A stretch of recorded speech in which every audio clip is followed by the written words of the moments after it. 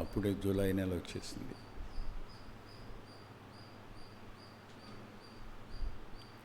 ఏం చేశాం? జనవరి నుంచి జూలై వరకు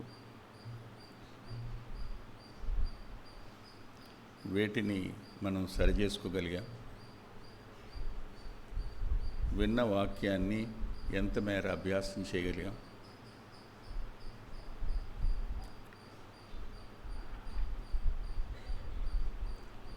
మనస్సాక్షి మన మీద అనేక విషయాల్లో నేరారోపణ చేయడం అనేది కనిపిస్తూనే ఉంది. గత వారాలలో మనం స్వనీతిని గురించి కొద్దిమేర అధ్యయనం చేశాం. స్వనీతి గర్వానికి కారణమైతే, గర్వం ఒక వ్యక్తి యొక్క హృదయాన్ని కఠినపరచడానికి కారణమవుతుంది. స్వనీతి అంటే self righteousness leads to the pride, pride leads to self will.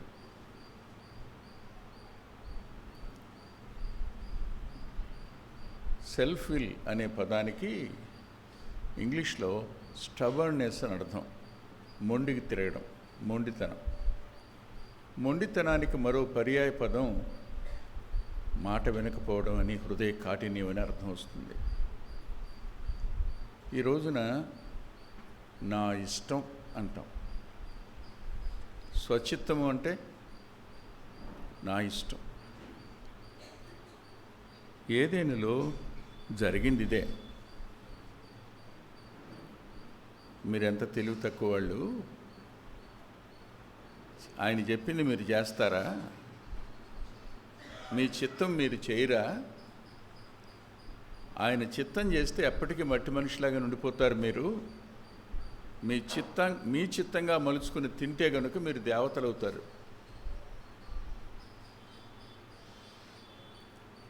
దేవుని మాటను ధిక్కరించడానికి గల కారణం ఏంటి? ఇదే. వాస్తవానికి లేఖనం విశ్వాసి స్వనీతి నుండి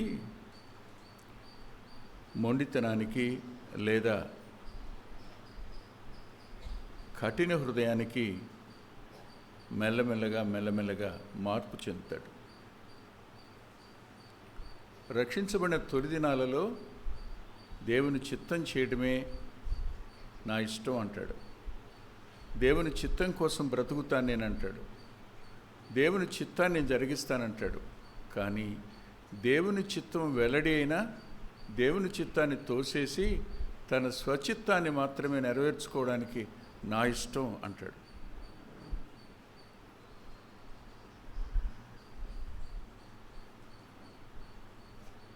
వాస్తవానికి హృదయ కాఠిన్యం అనేది దేవుణ్ణి ఏడిపిస్తుంది.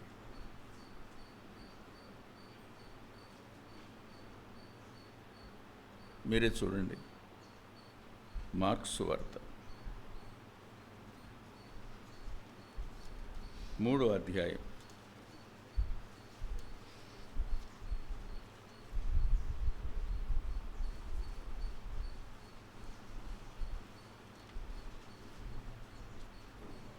3వ అధ్యాయం దయచేసి 5వ వచనం.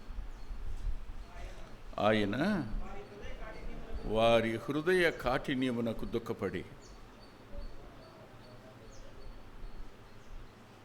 చిన్న ప్రార్థన చేసుకుందాం.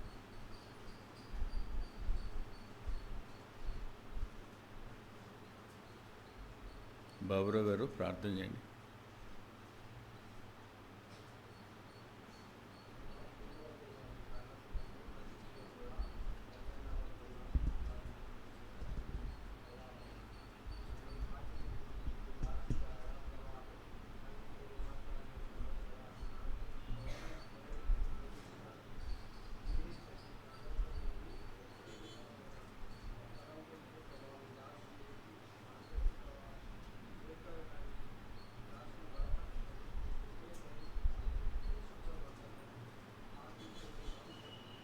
ఆమేన్. రవి.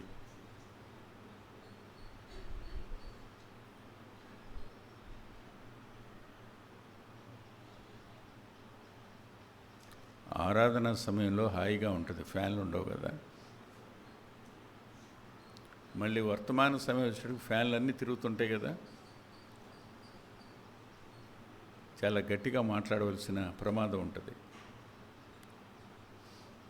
మీకు కూడా ఎంతవరకు వినపడుతుందో నాకు తెలియదు. మరి ఫ్యాన్లు మనం వినడానికి, మన వినికిడికి ఆటంకంగా మారతాయి. సరే, ప్రభు వారి హృదయ కాఠిన్యానికి దుఃఖపడి అని రాశాడు.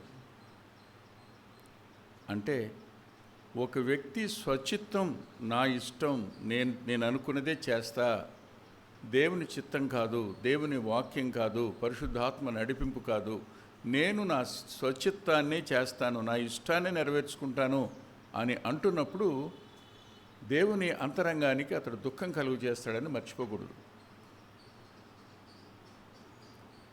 ఈ 3వ అధ్యాయంలో మనకు కనిపించే సంఘటన, సమాజ మందిరంలో ఒక వ్యక్తి ఊచ చేయగలవాడు కనపడతాడు. వారు ప్రభు మీద నేరం మోపాలని ఎదురు చూస్తున్నారు. ఇతను వచ్చాడు కదా, బాగు చేస్తాడని చూద్దాం అని అనుకుంటున్నారు. యాక్చువల్గా స్వచిత్తం అనేది ఒక వ్యక్తిని నేరస్తునిగా నిరూపించడం ఎలా అని ఆలోచించే దాంట్లో భాగం. అతను చెడ్డవాడని నేను ఎలా నిరూపించాలి, అతను ఎంత మంచి చేసినా నాకు అతనంటే ఇష్టం లేదు కాబట్టి అతన్ని నేను ఎలా చెడ్డ చేయాలి. బాధాకరమైన విషయం. విశ్రాంతి దినం కదా, ఆయన బాగు చేస్తే ఇప్పుడు మనం ఆయనను నేరస్తునిగా పరిగణించవచ్చు.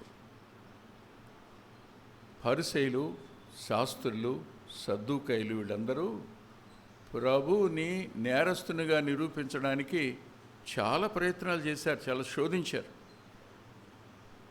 విశ్రాంతి దినాచారాన్ని మీరతాడని చూడడం మాత్రమే కాదు, కైసరుకు పన్నియాలా వద్దా అని అడిగారు. అక్కడ కూడా ప్రభుత్వానికి ఆయన విరోధం నిరూపించడానికి.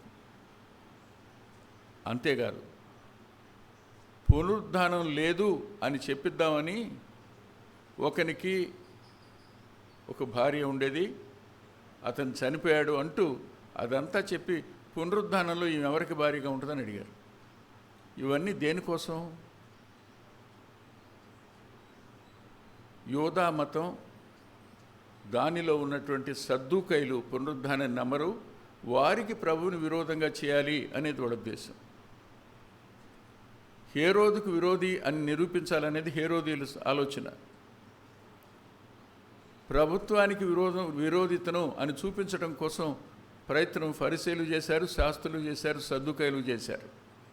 అంత మాత్రమే కాదు, కానీ ఆయన దినాచారాన్ని మీరుతున్నాడు, విశ్రాంతి దినాన్ని అని ఆయన్ని యూదులకు నేరస్తుడిగా చూపించాలనుకున్నారు. ఆయనలో లోపం ఉందా? లోపం లేని ప్రభువుని వాళ్ళు నేరస్తులుగా నిరూపించాలి అనేంత హృదయ కాఠిన్యం మనుషులదే ఉంది.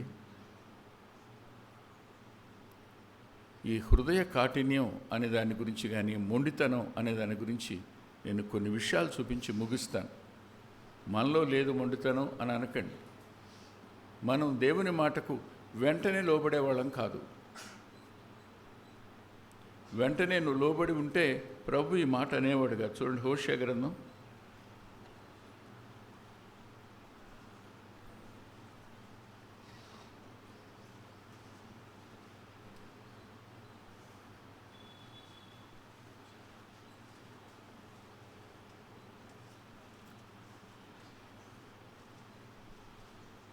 4వ అధ్యాయం 7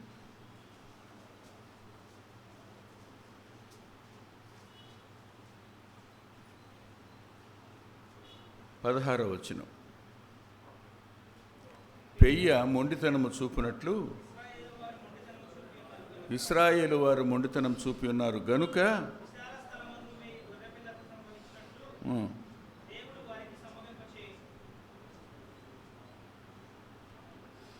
ఇంకా చదివితే 18వ వచనంలో వారి ద్రాక్షరసము చేదాయను, ఒళ్ళు తెలియని వారును, మానక వ్యభిచారము చేయవారును, వారి అధికారులు సిగ్గుమాలిన వారై అవమానకరమైన దాన్ని ప్రేమింతురు. సుడిగాలి జనులను చుట్టి కొట్టుకొని పోవును. తాము అర్పించిన బలులను బట్టి వారు సిగ్గునందుదురు.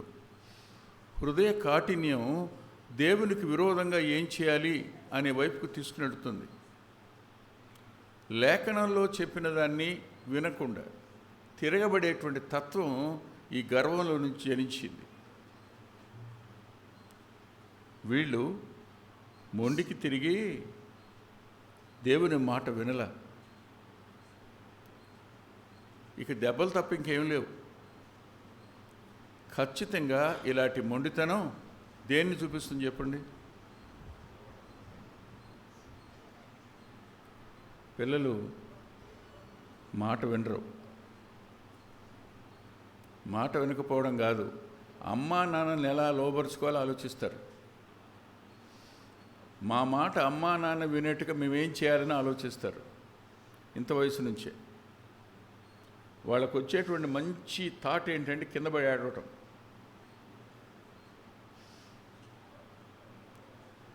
నాన్నగాని అమ్మగాని కింద పడి కొట్టుకుంటా ఉంటే అమ్మ మళ్ళీ ఇస్తాలే అంట. ఇంకేమవుద్ది? మొండితనం పెరుగుతుందా తరుగుతుందా? బెత్తం తీసుకోండి, మళ్ళీ జీవితంలో కింద పడరు. ప్రభువు ఇంకా మనకు అవకాశం ఇస్తున్నాడు. ఆయన బెత్తం తీసుకోలేనివాడు కాడు, ఆయన శిక్ష విధించలేనివాడు కాడు, ఆయన కొట్టకుండా విడిచిపెట్టడు. ఎందుకని? తండ్రి తాను ప్రేమించిన కుమారుణ్ణి గద్దించి శిక్షిస్తాడు. మనం మొండికి తిరగడం అనేది ఒక ప్రమాదకరమైన లక్షణం.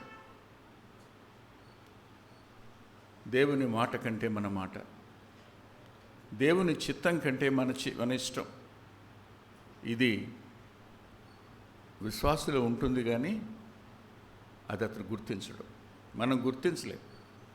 నాలో స్వచిత్తం ఉందని కానీ, నేను చాలా విషయాల్లో స్టబర్న్గా ఉంటానని కానీ, నేను అనేక విషయాల్లో మొండికి తిరిగానని కానీ, నా హృదయం కఠినమైంది కానీ ఇక్కడున్న వాళ్ళు ఎవరు ఒప్పుకోరు. మనం అందరూ ఎవరో స్వనీతిపరులు.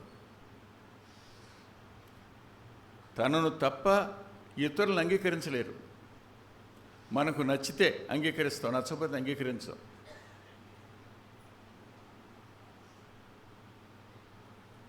సాధు సాల్మన్ గారు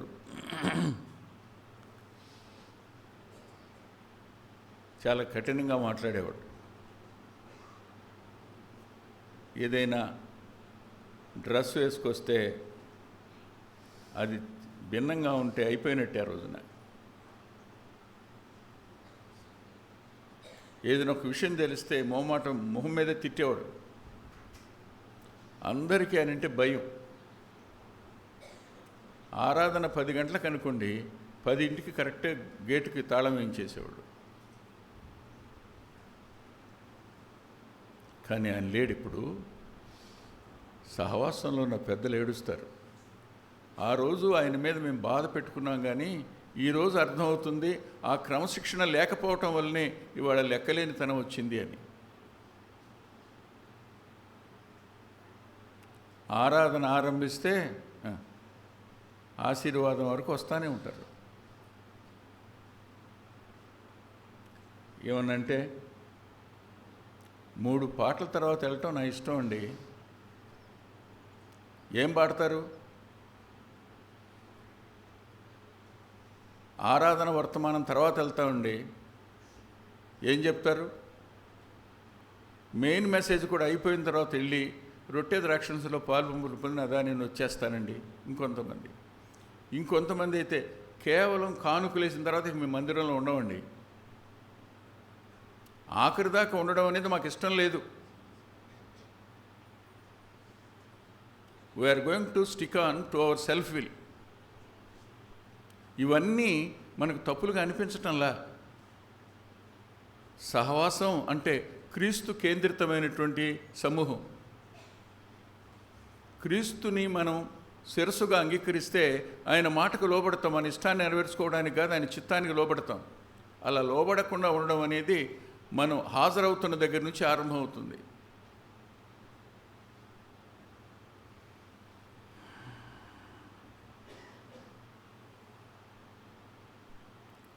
ఈ కఠినత, హృదయ గర్వం అనేది ఏం చేస్తుందో అద్భుతంగా రాశాడు ఇర్మియా గారు. చూడండి,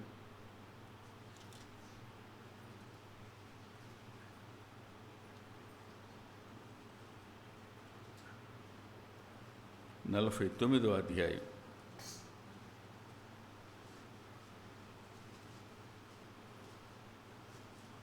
పదహారవ వచనం. ఒకటి పడలేదు అక్కడ.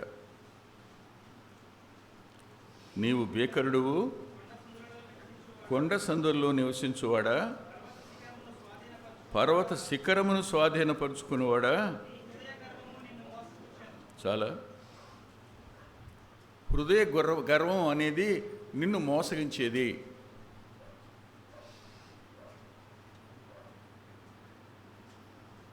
ఆలోచించండి. ఇప్పుడు నేను గర్విష్ఠిని కాను అని చెప్పగలిగిన, గుండెల మీద చేసుకుని చెప్పగలిగిన వ్యక్తులు ఎవరున్నారు ఇక్కడ?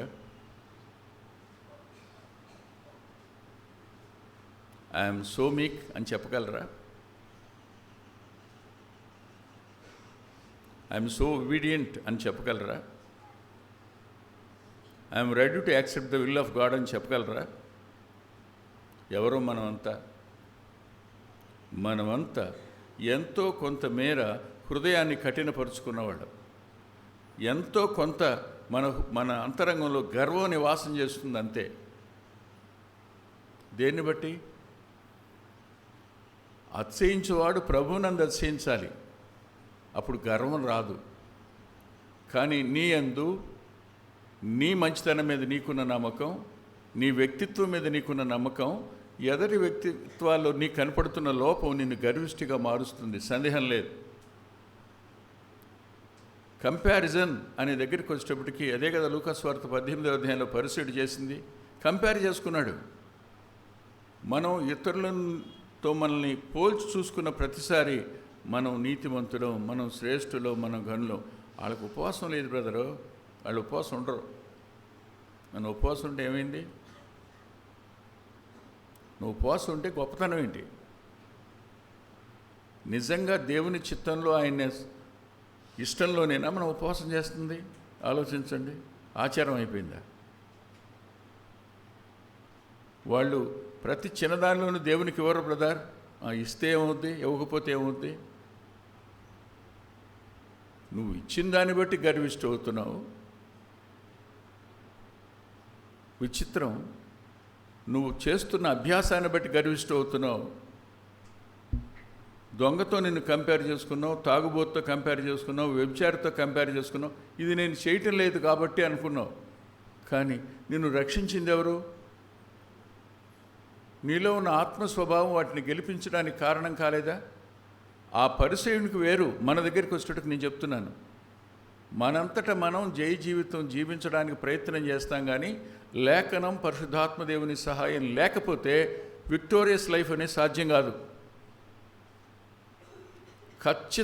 ఖచ్చితంగా మోసపోతాం అంతే. నీ మీద నీవు ఆధారపడేటట్టు చేసేది స్వచ్ఛత, గర్వం, కఠినపరుచుకున్న హృదయం. మనం మోసపుచ్చబడిన వాళ్ళంగా ఉన్నాం కదా.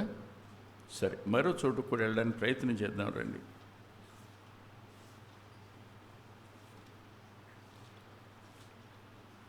దానియేలు గ్రంథం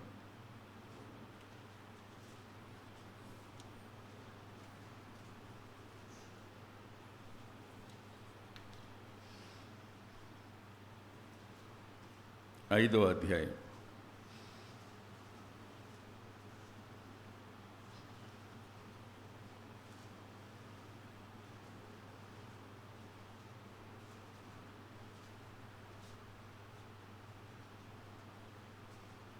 5:20.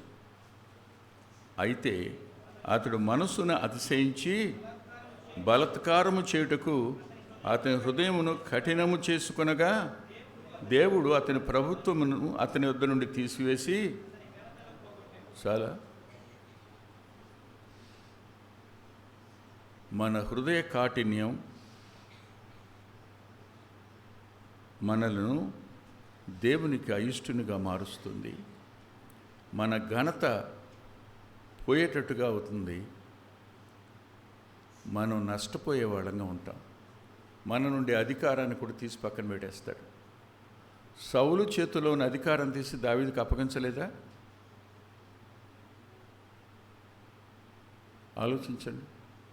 సొలొమోను కొడుకు దగ్గర నుంచి తీసి అప్పగించలేదా? అప్పగించాడు.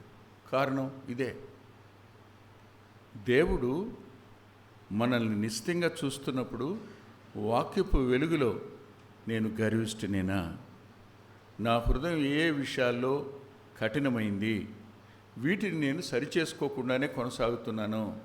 ప్రతి ఆదివారం వస్తున్నాను, పాటలు పాడుతున్నాను, ఆరాధన చేస్తున్నాను, దేవునికి ఇస్తున్నాను, వాక్యం వింటున్నాను, చాలా బాగుందనుకుంటున్నాను, నా దారి నేను వెళ్ళిపోతున్నాను. మందిరంలో ఉన్నంత వరకు నేను, కానీ మందిరం దాటిన తర్వాత నేను కాదు.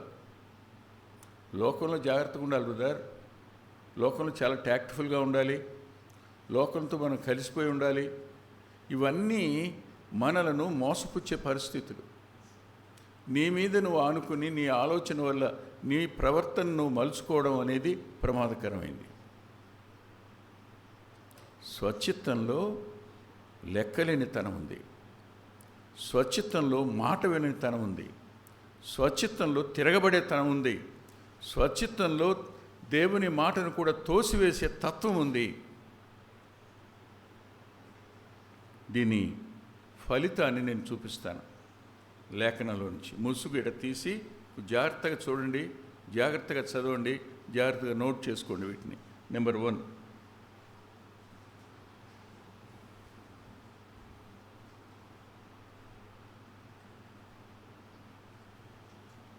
ద్వితీయోపదేశకాండం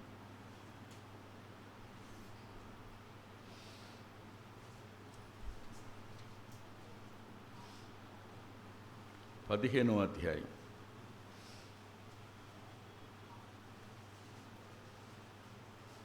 7వ వచనం. నీ దేవుడైన యెహోవా నీకిచ్చుచున్న దేశమందు నీ పురములలో ఎక్కడైనను నీ సహోదరులలో ఒకడు బీదవాడై ఉండినెడల బీదవాడైన నీ సహోదరుని కరుణింపకుండా, కఠినత అనేది కరుణ నుండి మన దూరం చేస్తుంది. జాలి దయ నుండి దూరం చేస్తుంది. ఇచ్చే మనసు నుండి మనల్ని దూరం చేస్తుంది. అలాగని ఎవరు పడితే వాళ్ళకి ఇవ్వని కాదు నా ఉద్దేశం. వాడు తాగుడుకు అలవాటయ్యాడు, ఆస్తంతా పోగొట్టుకున్నాడు, వచ్చి నీ ముందు నిలబడతాడు. నువ్వు ఇచ్చింది తీసుకెళ్ళి తాగుతాడు. ఏం చేస్తావు? ఇస్తానే ఉంటావా? ప్రమాదం. అది కాదు చెప్తుంది. ఎందుకు పేదవాడయ్యాడో మనకు తెలీదు. వారు పితరులు చేసిన పనుల వల్ల అయి ఉంటాడేమో, వాళ్ళు స్వాస్థ్యాన్ని అమ్మేసుకున్నారేమో, విశ్రాంతి దినాన్ని విడిపించడానికి వాళ్ళు లేరేమో, ఏం జరిగిందో మనకు తెలీదు. విశ్రాంతి సంవత్సరంలో ఒకవేళ అలా జరిగిన తర్వాత కూడా అది ప్రాకారం గల పట్టణం వేరు, ప్రాకారం వెలుపలున్న ఆస్తి వేరు. ఈ రెండింటి విషయంలో కూడా జూబ్లీ ఇయర్లో తేడా ఉంది. ఆ స్వాస్థ్యం ఇంకెప్పటికీ నీది కాదు. అలాంటి ప్రమాదం ఏమైనా సంభవించిందేమో అతనికి. అలా సంభవించి అతడు పేదవాడై తినడానికి ఏమీ లేని పరిస్థితిలో ఉన్నప్పుడు నీకు తెలిసి ఉండి, నీ వాడై ఉండి, నీ రక్త సంబంధి ఉండి నీవు చేయి చాపకుండా వెనక్కి తీసుకున్నావు అంటే నీ హృదయం కఠినమైంది అని అర్థం. కఠినత కరుణ నుంచి దూరం చేస్తుంది. నెంబర్ 1. నెంబర్ 2 చూడండి.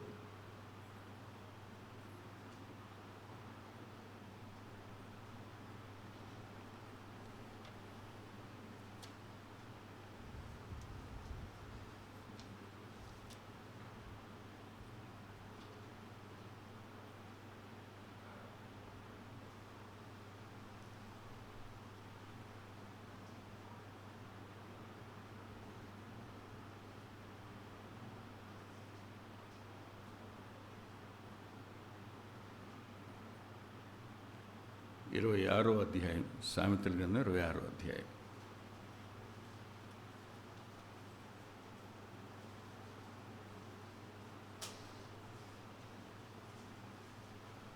పది, 11, 12 వచనాలను చదువుకుందాం. అధికముగా నొందినవాడు సమస్తమును చేయవచ్చును, మూర్ఖుని వలన కలుగు లాభం నిలవదు, కూలికి వానిని పిలిచినవాడు చెడిపోవును, తన మూఢతను మరలా కనపడుచు మూర్ఖుడు కక్కిన దానికి తిరిగి కుక్కతో సమానుడు. అది తన దృష్టికి తాను జ్ఞాని అనుకుంటాడు. చెప్తాను ఇంకా.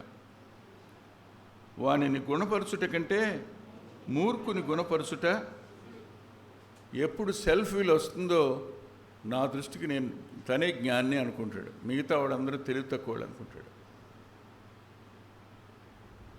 ఒక పని చేయడానికి వెళ్ళాడు, అక్కడ యజమాని చెప్పినట్టు చేయాలి, లేదు అక్కడ శ్రామికుల మీద ఉన్నటువంటి వ్యక్తి చెప్పినట్టు చేయాలి. నేను అలా చేయను, నేను ఇలాగే చేస్తా. ఒక ప్రాసెస్ నడుస్తుంది అక్కడ, అందరూ ఆ ప్రాసెస్ గుండా వెళుతున్నారు. నువ్వు జ్ఞానిని అనుకుని దాన్ని నువ్వు మార్చాలి అనుకుంటే అవదు, నష్టం వస్తుంది, పని సాగదు. అలాంటి వాడిని పనికి పెట్టుకున్నవాడు తప్పనిసరిగా నష్టపోతాడని రాశాడు. అందుకని ఎవరినైనా అపాయింట్ చేసుకునేటప్పుడు ఇతను మాట వింటాడా అని ఆలోచిస్తాడు, ఇతడు విధేయుడైనా ఆలోచిస్తాడు, ఇతడు తన ఇష్టం ఆలోచిస్తాడా దేవుని చిత్తం ఆలోచిస్తాడని ఆలోచిస్తారు. అలాంటి వారిని పెట్టుకుంటే ఖచ్చితంగా నష్టమే మిగులుతుందని చెప్పాడు. తాను దృష్టికి తాను జ్ఞానిని అనుకునే ప్రమాదంలో ఈ మూర్ఖత, మూఢత్వం, కఠినం కారణమవుతుంది, గర్వం కారణమవుతుంది.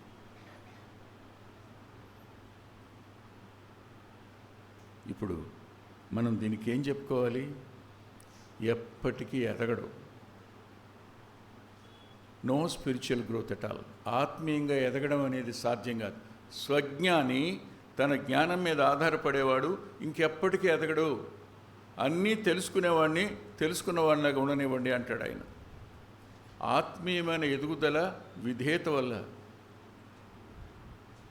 దేవుని మీద ఆధారపడడం వల్ల, దేవుని జ్ఞానానికి ప్రాధాన్యత ఇవ్వడం వల్ల, మీ జ్ఞానం మీద మీరు ఆధారపడి నా జ్ఞానం మీద నేను ఆధారపడితే ఎప్పటికీ ఆత్మీయంగా ఎదిగే అవకాశం ఉండదు. ప్రతి వ్యక్తి ఆత్మ ద్వారా తిరిగి జన్మించిన వాడు ఎదగాలి. ఎవరి రూపంలోకి ఎదగాలి? క్రీస్తు ప్రభు రూపంలోకి ఎదగాలి. నేను స్వజ్ఞానిని అనుకున్నవాడు ఎప్పటికీ ప్రభు రూపంలోనికి రాడు. అతనిలో అహంకారం ఉంటుంది, లెక్కలేనితనం ఉంటుంది, మొండితనం ఉంటుంది, కఠినపరుచుకున్న హృదయం ఉంటుంది, గర్వం ఉంటుంది.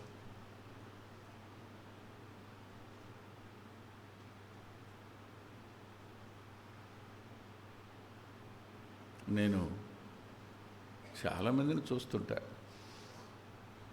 వాళ్ళు మన దగ్గర మనం చెప్పినప్పుడు తలంచుకుని వెళ్తారు, కానీ వెళ్ళిపోయే ముందు తలుపుని ఎలా వేస్తారో తెలుసా మీరు?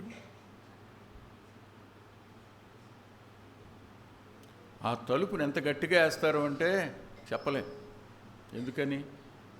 మన దగ్గర మంచిగానే నటించారు, విన్నారు, బాగుంది, కానీ దాటి వెళ్ళేటప్పుడు వాడు మన గది తలుపునో ఇంటి తలుపునో బయట ఉన్న తలుపునో వేసే విధానం చూడండి. వాళ్ళు విన్నారే కానీ లోపడరన్నమాట. వాళ్ళ ప్రవర్తనలో ఇంత కూడా మార్పు రాదు. They are stubborn. వారు మొండికి తిరిగినవారు, వారు కఠినపరుచుకున్నవారు, వారు విధేయులు కారు. ఎదుగుదలకు ఆటంకం కఠినత్వం అనేది, స్వజ్ఞానం అనేది. ఇంకా మూడవది చూడండి,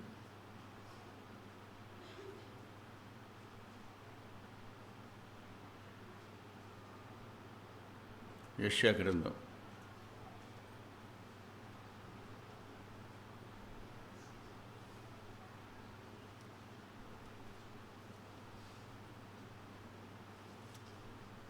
40 46వ అధ్యాయం.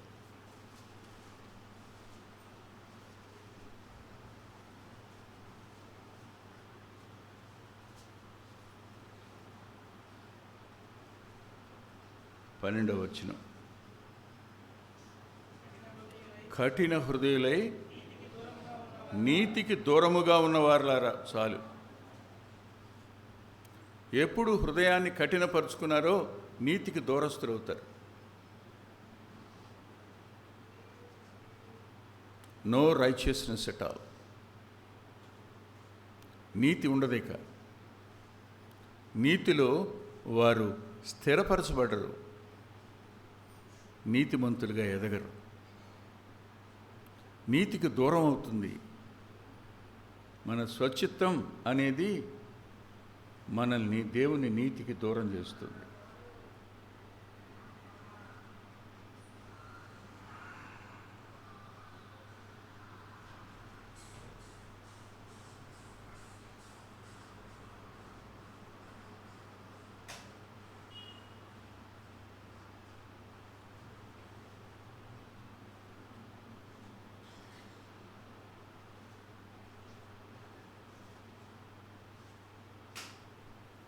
దేవుడు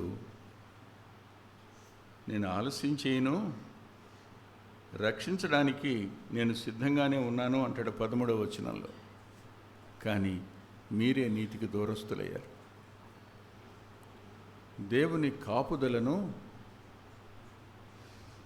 మనకు దూరం చేసేది ఈ కఠిన హృదయం. 13 చదవండి. నా నీతిని దగ్గరకు రప్పించున్నాను, అది దూరంగా లేదు. కానీ నీ కఠిన హృదయం నీతికి దూరం అయింది. దేవుని కాపుదలను కోల్పోవడం అనేది కఠిన హృదయం యొక్క లక్షణం. నేను మీకు ఉదాహరణ చూపిస్తాను. ఆ రోజు మోషే అహరోనుల మీద తిరుగుబాటు చేశారు. లేవీడొకడు, రూబేనీయుడొకడు, ఇలా. అప్పుడు ఆ కోరహు కుమారులు, మీరు అక్కడి నుంచి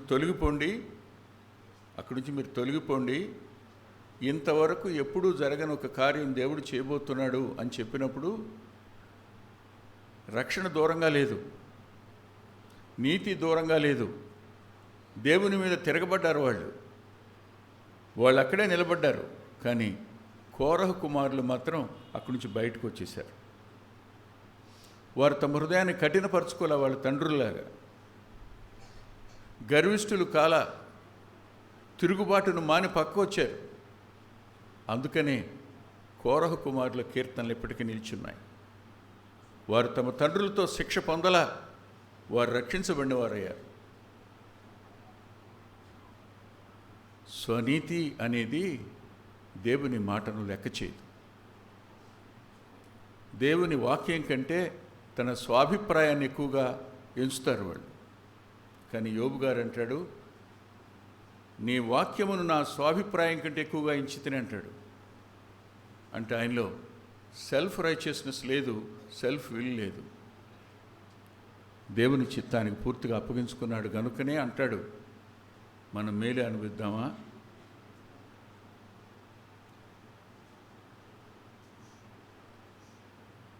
ఇంకేమంటాడు?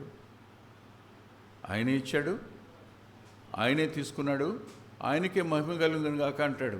నష్టం దగ్గర స్వచిత్తంలో ఉన్న వ్యక్తి దేవుని మీద పూర్తిగా తిరగబడతాడు.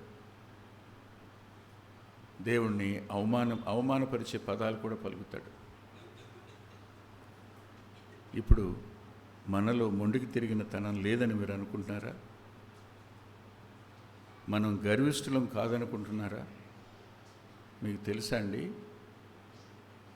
అపవాది చేత లోకంలోకి చొప్పించబడి 3: నేత్రాశ, శరీరేచ్ఛ, జీవపుడము. జీవపుడము అంటే సెల్ఫ్ ప్రైడ్ అని. ఆ గర్వం ఏం చేస్తుందో తెలుసా? చూడండి ఏం చేస్తుందో. నీ హృదయాన్ని కఠినపరచడం మాత్రమే కాదు, యోహాను రాసిన మొదటి పత్రిక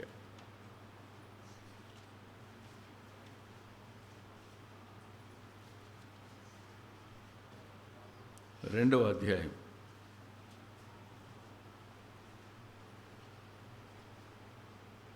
15, 16, 17 వచనాలు. ఈ లోకమునైనను లోకములో ఉన్న వాటివైనను ప్రేమించుకుడి. ఎవడైనను లోకమును ప్రేమించినట్లా ఇంతకంటే దౌర్భాగ్యమైన దరిద్రం ఇంకేమైనా ఉందా? దరిద్రత ఏమైనా ఉందా? మరి చెప్పండి. తండ్రి ప్రేమ వానిలో ఉండదు. మనలో ఉన్న తండ్రి ప్రేమను తీసివేయగలిగింది ఏంటి చెప్పండి? గర్వం, సెల్ఫ్ ప్రైడ్. ఒక విశ్వాసిలో దేవుని ప్రేమ తీసివేయబడితే అతను ఎందుకు పనికి వస్తాడో చెప్పండి మీరు. నేను గత 3 దినాల క్రితం ఎఫ్సి పత్రిక చదువుతుండగా ఒక మాట నన్ను భలే ఇబ్బంది పెట్టింది. చూడండి, 6వ అధ్యాయం 24వ వచనం. మన ప్రభువైన యేసుక్రీస్తును శాశ్వతమైన ప్రేమతో ప్రేమించే వారందరికీ కృప కలుగునుగాక. అవుదాం. మరి మీరు నాతో పాటు మరో చోటు కూడా రండి దయచేసి.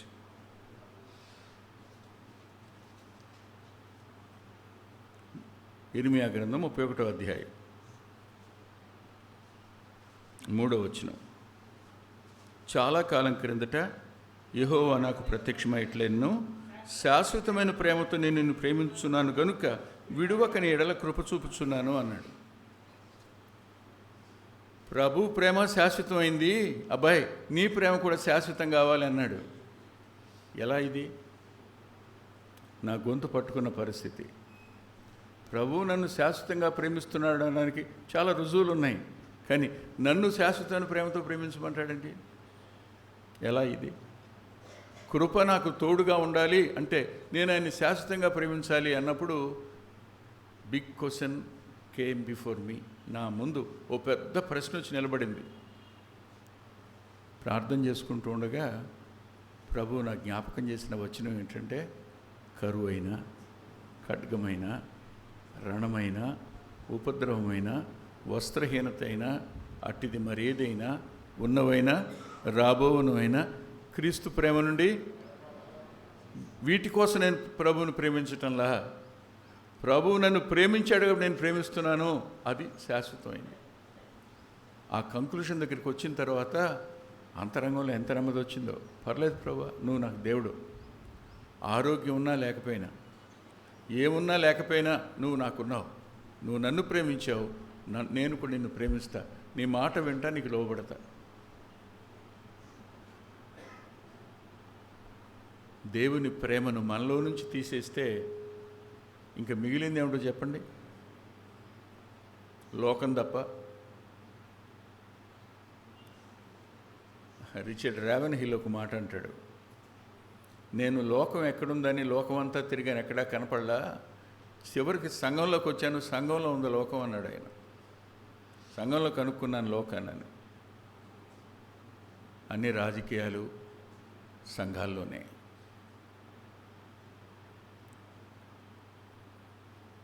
అన్ని రకాలైన విభజనలు సంఘంలోనే. అన్ని రకాలైన వ్యత్యాసాలు సహవాసంలోనే. ఇవన్నీ దేవుణ్ణి దుఃఖపరుస్తాయనే సత్యం మనకు తెలియదు. ఆ సమాజ మందిరంలో వారి హృదయ కాఠిన్యాన్ని బట్టి ఆయన దుఃఖపడ్డాడు. నేటికి మన సహవాసంలో కూడా దేవుడు దుఃఖపడుతూనే ఉన్నాడు అనే సత్యాన్ని మనం ఎప్పుడూ మర్చిపోయాం. మనం పరిశుద్ధాత్మను ఏడిపిస్తున్నాం అనే సత్యం మనకు తెలీదు, ప్రభువుని ఏడిపిస్తున్నాం అనే సత్యం కూడా మనకు తెలియదు. ఏ విషయాల్లో కఠినపరుచుకున్నాం చెప్పండి? వాక్యం ఉంది, వాక్యం ఉంది. వాక్యానికి విరోధంగా మనం తీసుకునే నిర్ణయం, జాగ్రత్త, అది నిన్ను గర్విష్ఠిగా మారుస్తుంది, నిన్ను మొండికి తిరిగేటట్టు చేస్తుంది. మర్చిపోవద్దు.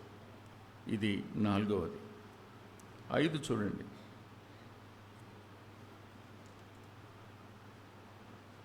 ఇర్మియా గ్రంథంలోనే 43వ అధ్యాయం.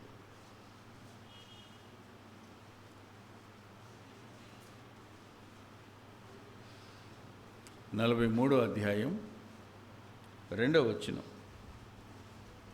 హోషేయ కుమారుడైన అజర్యాయును, కారేహ కుమారుడైన యోహనానును గర్విష్ఠులందరినూ ఇర్మియా తిట్లనిరి. వినరా? దేవుని సేవకుని మాటను వినరు, దేవుని వర్తమానాన్ని అంగీకరించరు, దేవుని సేవకుని అబద్ధీకునిగా నిరూపించే ప్రయత్నం గర్వం వల్ల వస్తుంది.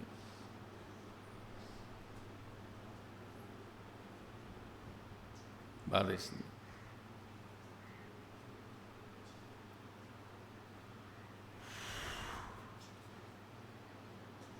ఇక్కడ నాకు బక్సింగ్ అన్న గుర్తొచ్చాడు, కానీ ఆ సంఘటన చెప్పడానికి మనసు లేదు, ముందుకెళ్ళిపోతాను, క్షమించండి. దేవుని వర్తమానం చెప్తున్న దైవ సేవకుణ్ణి అబద్ధికుడు అని అనడం. నువ్వు చెప్పేది అబద్ధం అంటే అర్థం అని చెప్పు, నువ్వు అబద్ధికుడు అని కదా. ఇర్మియా ఎప్పుడైనా అబద్ధం ఆడా? లేదే. గర్వం, మొండితనం, హృదయ కాఠిన్యం, స్వచిత్తం, నా ఇష్టం అనుకునే ఈ పర్యాయ పదాలన్నిటికీ ఉన్న అత్యున్నతమైన దౌర్భాగ్య లక్షణం ఏంటంటే వర్తమానాన్ని నిరాకరించటం, చెప్పేవాడిని అబద్ధికుడిగా చూడడం. ఇంతకంటే దారుణమైంది మరొకటి ఏమైనా ఉందా? లేదు. వీళ్ళు కీర్తన 14 చూడండి ఒకసారి.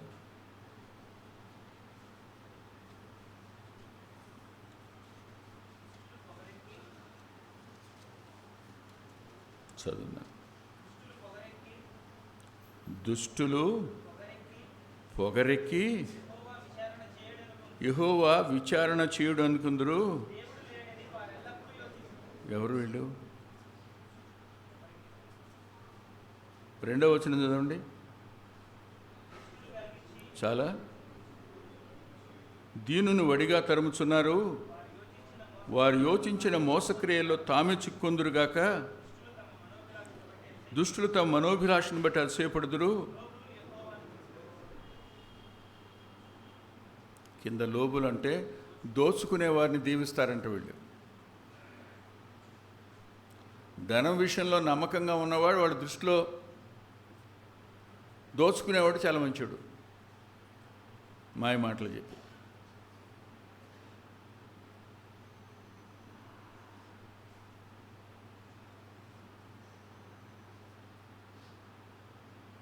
అంతే కదా. 5వ వచనం చూడండి.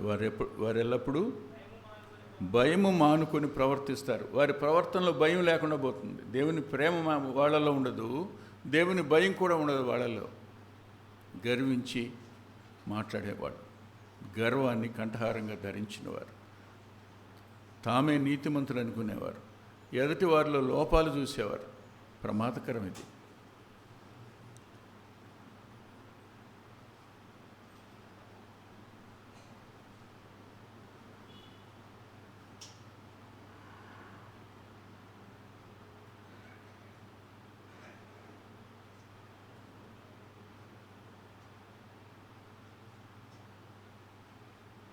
ఇక్కడ 1-2 సందర్భాలను నేను చూపించడానికి ప్రయత్నం చేస్తాను, చెప్పి ముగిస్తాను. మళ్ళీ నేను ఉయ్యూరు వెళ్ళాలి కదా. ఇర్మియా గ్రంథం దగ్గరికి రండి.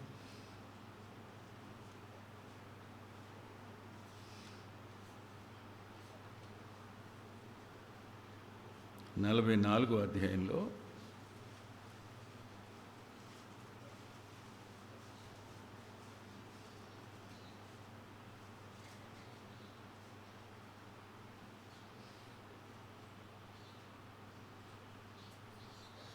15 నుండి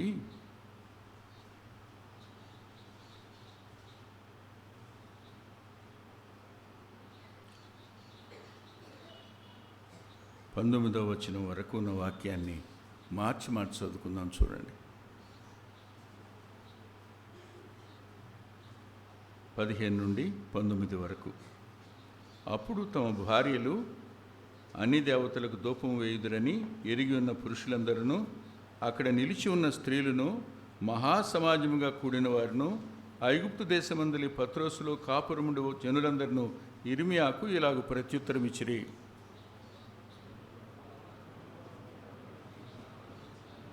అది కూడా నేనే చదవాలి కదా, రైట్. యెహోవా నామమును బట్టి నీవు మాకు ప్రకటించు ఈ మాటను మేము అంగీకరింపము. 17 చదవండి.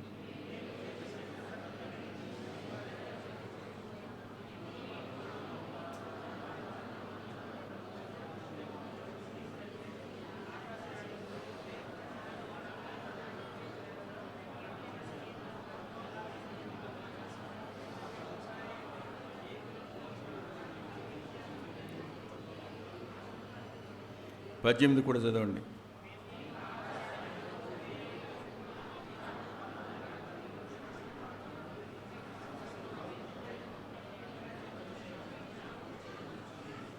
పంతొమ్మిది కూడా చదవండి.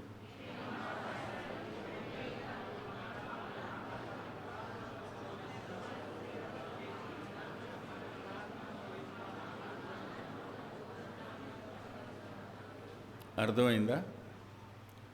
ఒకప్పుడు మేము చేసింది మాకు హాయిగా ఉంది బ్రదరు, అప్పుడంతా కలిసి వచ్చింది, ఎంత అద్భుతంగా బతికామో. మేము కారు నడకలో ఉన్నాం, ఇప్పుడు కాలినడకకు వచ్చాం. అక్కడ మేము చేసిన కార్యాలన్నిటిని బట్టి really we are blessed at the time. కానీ ఇప్పుడేమైంది? అది మానేసాం. మానేసిన తర్వాత ఏమైందంట? ఏమన్నారు చూడండి వాళ్ళు, మానినప్పటి నుంచి సమస్తము మాకు తక్కువైంది. అంటే ఈ స్వయిష్టం, కఠిన హృదయం అనేది మళ్ళా వెనక్కి తిరిగి చీకటిలోనికి వెనుదిరిగి అంధకారంలోనికి, గుడితనంలోనికి, దైవ విరోధులుగా మారిపోవడానికి కారణమవుతాయి. ఇవాళ ఈ ప్రాస్పరస్ గాస్పల్ వల్ల వచ్చిన పెద్ద ప్రమాదం ఇదే. నేను ఇదివరకు చెప్పాను, మీకు గుర్తుంది, నాకు మరి మీకు గుర్తుందో లేదో. ఒక సేవకుడు ఒక ఆమెను అడిగాడు, అమ్మా ఏంటి మందిరాన్ని రావటం మానేసావని. అయ్యా మరే అప్పుడు మా గేదె పాలు ఇవ్వకపోతే నువ్వు ప్రార్థన చేసావు కదా, ప్రార్థన చేసినప్పుడు అయ్యా అది ఆ రోజు నుంచి 5 లీటర్లు ఇచ్చిందయ్యా, కానీ అయ్యా 3 నెలలు అయిపోయిన తర్వాత అది 1/2 లీటర్ వేస్తుంది, అందుకని మానేశాను అంది ఆవిడ.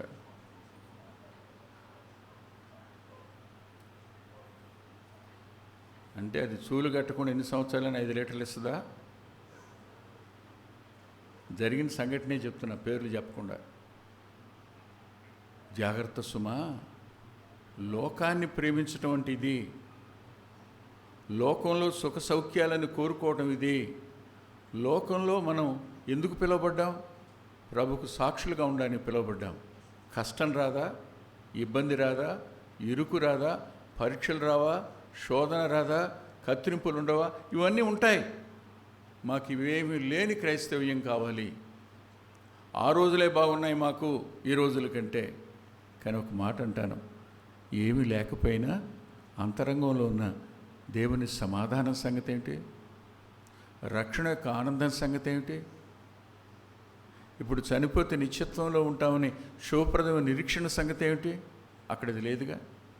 మాకు అది ఇవక్కర్లా, మాకు అవే కావాలి. ఎవరు వీళ్ళు? తమ హృదయాన్ని కఠినపరుచుకొని దేవుని నుండి వెనుతిరిగే తత్వం కేవలం గర్వం, అహంకారం వల్ల, స్వచిత్తం వల్లే వస్తాయి. ఇర్మియా మీద తిరగబడ్డారు, దేవుని చిత్తం మీద తిరగబడ్డారు. ఒకప్పుడే బాగున్నప్పుడు బాగోలేదని నిర్ణయానికి వచ్చారు.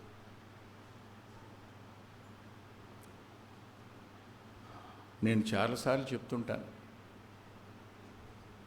మీరు ఎవరూ మందిరానికి బలవంతంగా రావద్దు. మాకు అక్కడే బాగుంది అనుకుంటే ప్లీజ్ మీరు మీ స్వచిత్తాన్ని బట్టి వెళ్ళాలంటే వెళ్ళండి. ఎక్కడ మీ ఆత్మలకు సరైన పరిస్థితులు ఉంటాయి అనుకుంటే అక్కడికి వెళ్ళండి.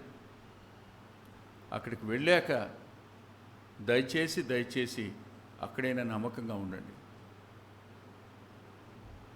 నెంబర్ 2, మీరు మళ్ళీ వెనుదిరిగి పాత జీవితానికి వెళ్ళిపోవాలనుకుంటున్నారా? చేతులు జోడించి ఒక మాట చెప్తాను, నష్టపోతారు.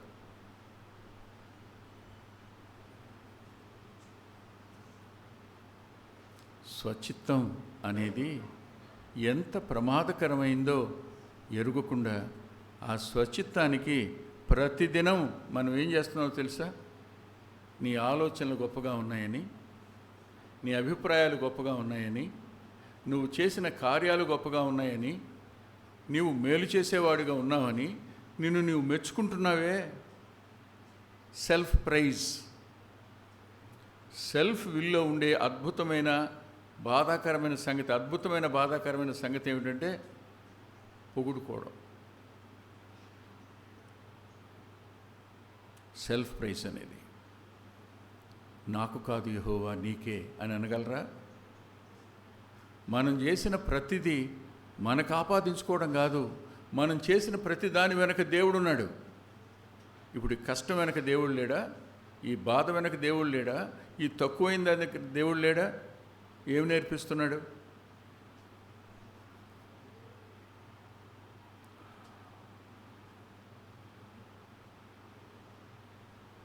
చాలామంది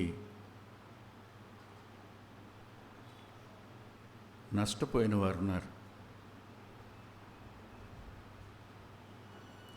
చిన్ననాటినే తల్లిదండ్రులను పోగొట్టుకున్న వారు ఉన్నారు.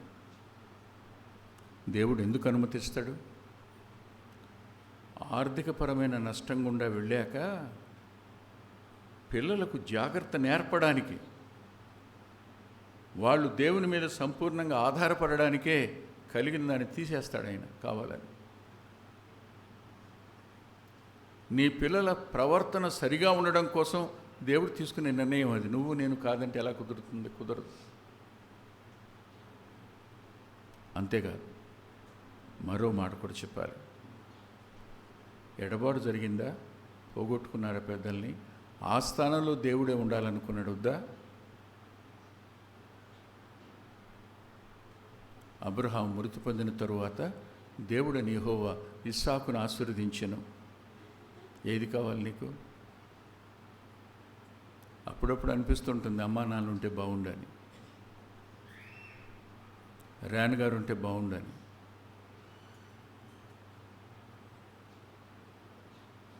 ఇంకా తమ్ముళ్ళు వెళ్ళిపోయారు, వాళ్ళు ఉంటే బాగుండని. కానీ వాళ్ళు లేకుండా జీవితం కొనసాగించాలని నీకు తోడుగా ఉంటానన్నప్పుడు నేను వాళ్ళ మీదనే, చనిపోయిన వాళ్ళ మీద దగ్గరికి వెళ్ళి ఆ రోజు ఉన్న రోజు బాగున్నాయి అనుకుంటే ఎలా? బాగున్నాయి. దాన్ని బట్టి దేవుని స్తుతించు. ఇవాళ వాళ్ళు లేని దాన్ని బట్టి కూడా దేవుని మనం ఆరాధించాలి, తప్పదు. మన మేలు కోసమే అనుమతించాడు. గతమే బాగుంది, ఇప్పుడు కష్టాలు ఉన్నాయని దేవుణ్ణి విడిచిపెట్టేట్టు చేసేది, దేవుని మీద తిరగబడేటట్టు చేసేది స్వచిత్తం, గర్వం, కఠిన హృదయం. ఆఖరి మాట చెప్పి ముగిస్తాను చూడండి. ఇదే ఇర్మీయా గ్రంథంలో 7వ అధ్యాయం దగ్గరికి రండి.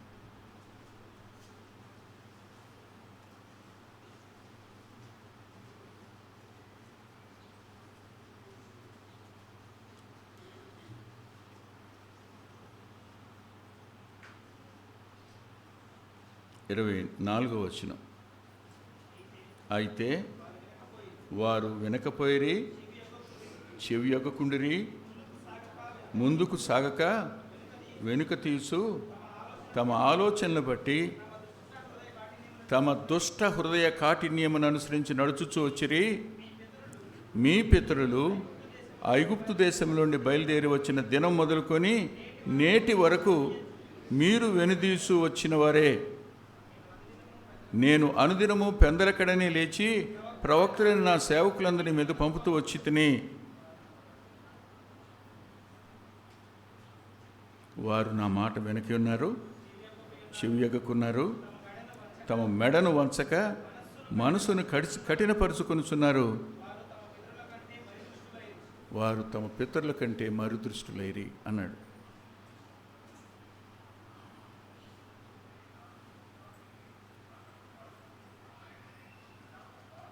పదమూడు 14 వచనాలు కూడా చూడండి. ఇప్పుడు అదే అధ్యాయంలో,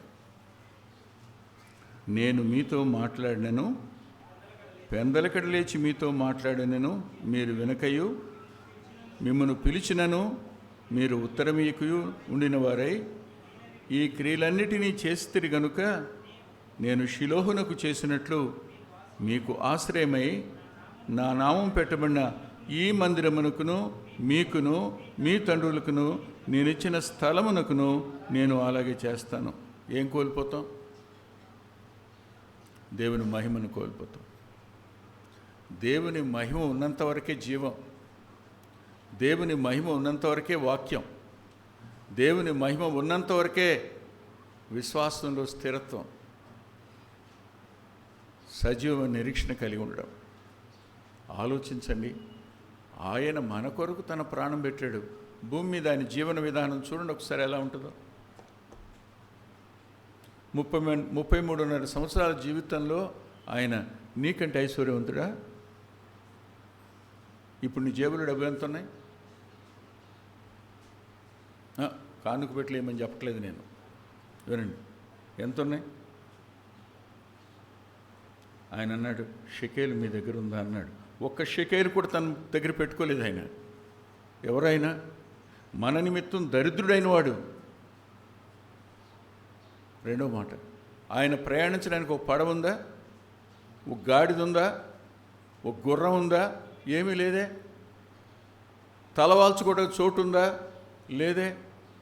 ఆయన యాత్రా జీవితం జీవించాడు, మనం ఆయన అడుగుజాడల్లో నడవాలని కోరుకున్నాడు. కానీ మనం మాత్రం ఈ లోకాన్ని ప్రేమించి, లోకాన్ని స్నేహించి, హృదయాన్ని కఠినపరుచుకుని గర్విష్ఠులమై ఆయన మాటను తోసివేసి తిరగబడి నా ఇష్టం నేను చేస్తా, చెయ్యని ఇష్టం. చివరికి మనం ఎలా మిగులుతామో చెప్పాడు ఆయన. నీ పితరులు చేసినట్టు నేను చేస్తాను అన్నాడు ఆయన. ప్రమాదం ఉంది.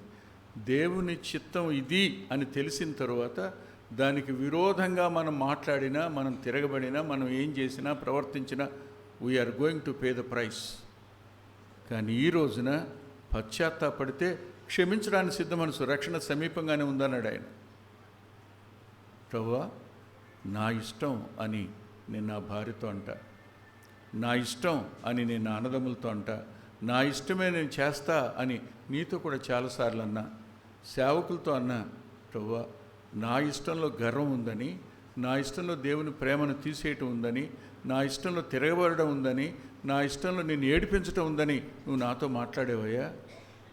నా కోసం ప్రాణం పెట్టి తిరిగి లేచిన నిన్ను దుఃఖపరిచే దౌర్భాగ్యుని నేను, నన్ను క్షమించు అంటూ మనం బల్ల దగ్గరికి వద్దాం, తల్ల ఉంచుదాం. ప్రేమగల మా ప్రియ తండ్రి, పరిశుద్ధుడైన గొప్ప దేవ, కొద్ది మాటలు చెప్పడానికి మీరు ఇచ్చిన సమయం కొరకు కృతజ్ఞత చెల్లిస్తున్నాను. ముందున్న సమయాన్ని దీవెనగా మార్చండి అని యేసుక్రీస్తు ప్రభువారి పేరిట ప్రార్థిస్తున్నాం తండ్రి. ఆమేన్.